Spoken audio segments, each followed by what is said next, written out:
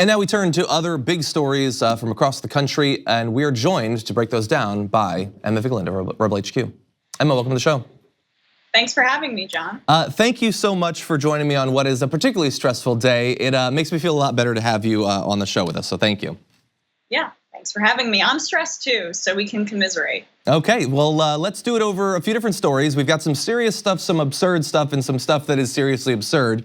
And so why don't we start with the seriously absurd? You're probably familiar with Jacob Wohl, I imagine, unfortunately, and lobbyist Jack Burkman. They're massive, massive frauds, which in any other time than the one we dwell in would be a big issue for them, but now it's a benefit, if anything. And so their most recent scheme was that they were apparently trying to convince people, and apparently did convince one person, to claim that the Democratic candidate, Pete Buttigieg, tried to rape them effectively, or did rape them. And they are absolute ridiculous frauds, but also they're terrible at this. And so they were caught, and there's audio that's been released of them trying to convince people of this. One Medium post had a person named Hunter Kelly who initially claimed, but then backtracked, said that Pete Buttigieg had actually raped him. So when you saw the story, which I believe was originally reported by the Daily Beast, what was your reaction? Well, how is he able to get away with this on a consistent basis? Jacob Wohl has tried this numerous times in the past. He is a smear merchant of the highest order. So that's my first reaction. And secondly, could you imagine if someone on the left did anything close to what Jacob Wohl has done over and over in the media?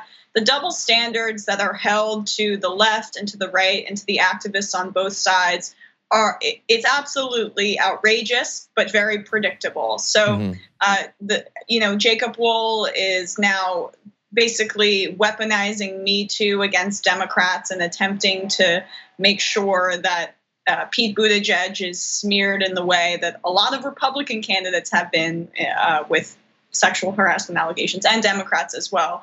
But it really takes away from the validity of these actual allegations. But he couldn't care less about that. He's all about achieving one particular end, and it's sociopathic in a way. Yeah, certainly in a way, and probably in a few ways. And yeah, that's outside of just him. Like, just having to think about him enrages me on a very fundamental level. And the fact that, like with a few of the other like fake investigators or whatever on the right, they can do whatever they want, they can say whatever they want, they're shown to be frauds over and over, and it doesn't matter. I mean, would you be shocked to find out that later this year, some Republican millionaire gives him $1 million to start a right-wing news site or something? Like, there's nothing stopping that from happening, which is deeply frustrating.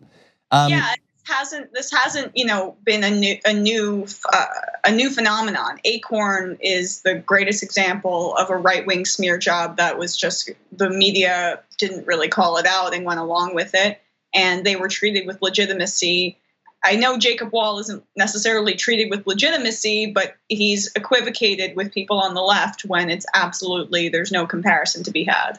Exactly, and I think, I mean, look, I don't watch Fox all the time, but I would not be shocked to find that him brought on to Sean Hannity to break down his latest report or something like that. I think that from the point of view of at least the right, he has more credibility than you or I could ever hope to have. He made a name for himself, and that is all you need at this point, is to get people to talk about you. He's trended, never for anything positive. He's always looked ridiculous when he's trended, but he has trended, and that's all you really need. And so you mentioned with the false sexual assault allegations, that's one of the things that bothers me so much about this, is that his scheme doesn't have to succeed.